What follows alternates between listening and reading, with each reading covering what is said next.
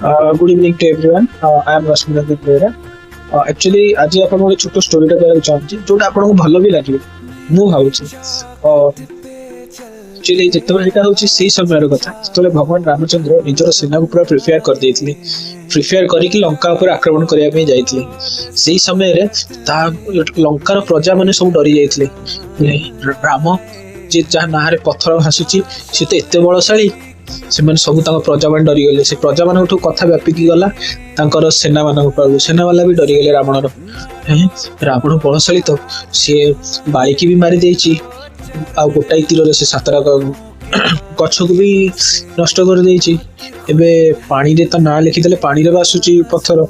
ତ ସେନାମାନେ ଡରିଲେ, ସିଏ ଭାଇ ରାମ ଭଗବାନ, ଆଉ ଆମେ କିଛି କରିପାରିବାନି, ତାକୁ ହରାଇ ପାରିବାନି। ସମସ୍ତେ ପୁରା ସେନା ଭିତରେ ହାଉଚାଉ ହେଇଗଲା ରାବଣର।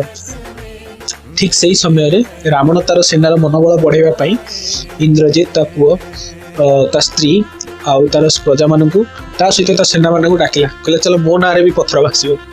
ଏଇ ଜିନିଷଟା ସେ ତାର କହିଲା, ଡାକିଲା ସେ ତାଙ୍କର ସମୁଦ୍ର କୂଳକୁ। ସମୁଦ୍ର କୂଳ ଡାକିବା ଯେତେବେଳେ ରାବଣ କଣ କଲା, ଗୋଟେ ପଥରଟେ ଉଠେଇଲା, ଯୋଉଟା କହନ୍ତି ସେତେବେଳେ ଭାଷାରେ ଶିଳା।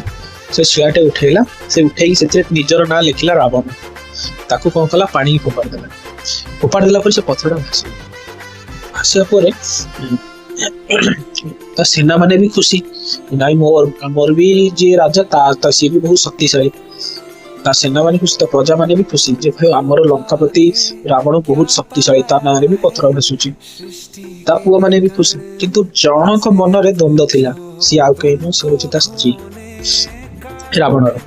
ରାବଣ ସ୍ତ୍ରୀ ଯେତେବେଳେ ରାବଣ ଏସବୁ ସରିବା ପରେ ରାବଣ ତାର ଶୟନ କକ୍ଷକୁ ଗଲା, ମାନେ ଶୋଇବା ରୁମକୁ। ସେଇ ସମୟରେ ତା ସ୍ତ୍ରୀ ଆସିକି ପଚାରିଲା, ସ୍ୱାମୀ ମୁଁ ଆପଣଙ୍କୁ ଗୋଟେ ଜିନିଷ ପଚାରିବାକୁ ଚାହୁଁଛି, ସେ ସତରେ କହିବେ ନା ମତେ ସତ କହିବେ? ନା ହଁ ପଚାର।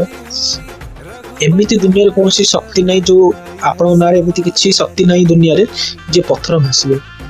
ଆପଣ ସତ କଥା କୁହନ୍ତୁ, ପଥର ଭାସିଲା କେମିତି?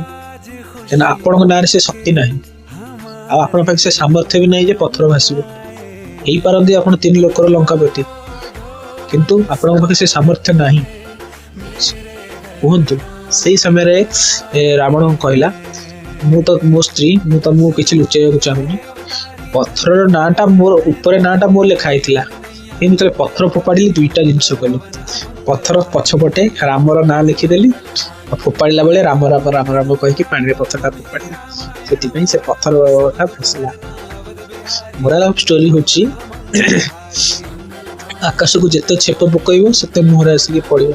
ସୋ ଭଗବାନଙ୍କୁ ଭକ୍ତି କରାଯାଏ, ଭଗବାନଙ୍କୁ ପ୍ରାର୍ଥନା କରାଯାଏ, କିନ୍ତୁ ଭଗବାନଙ୍କ ସହିତ ଗର୍ବରେ କି ତାଙ୍କ ସହିତ ମନ ମତାନ୍ତର କରାଯାଏନି। କାହିଁକିନା ଭଗବାନ ହଉଛନ୍ତି ଆକାଶ ଭଳି ବିଶାଳ ହୃଦୟ ତାଙ୍କର। ଠିକ ଅଛି, ଆମେ ଭାବୁଛେ ଯେ ଆମକୁ କଷ୍ଟ ମିଳୁଛି, ଦୁଃଖ ମିଳୁଛି, କିନ୍ତୁ ଏଇଟା ମନେ ରଖ, ସେ କଷ୍ଟ ଦୁଃଖ ଫଳ ମାତ୍ର 2ଟା ଜିନିଷ ହେଇଥାଏ।